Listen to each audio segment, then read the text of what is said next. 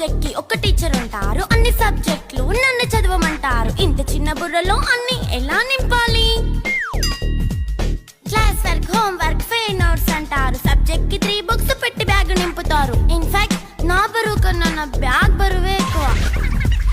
క్వశ్చన్లు, ఆన్సర్లు, సర్ప్రైజ్ టెస్టులు అన్ని దాటుకొని మళ్ళీ స్కూల్ వ్యాన్ ఎక్కేసి అమ్మయ్య ఇక ఇంటికి వచ్చేసామనుకుంటే మార్క్స్ తక్కువ వస్తే చెయ్యాలి అసైన్మెంట్. రిపోర్ట్ కార్డ్ చూపిస్తే ఇంట్లో ఉన్న పనిష్మెంట్. హోమ్ వర్క్ చేయమంటూ మమ్మీ చంపుతుంటుంది. ట్యూషన్ టైం అయిందని డాడీ తరుముతుంటాడు. డాన్స్ క్లాస్ కి వెళ్ళమని తాతయ్య తిడతాడు. స్నాక్స్ తిని వెళ్ళమని నాన్నమ్మ ఆపుతుంది. ఇక అన్నీ అయిపోయాక కాసేపు టీవీ చూద్దామంటే మమ్మీ ఎంట్రీ ఇచ్చింది. బెడ్ యొక్క మంది చిన్న నాప్ తీసేలోపు తెల్లారిపోయింది.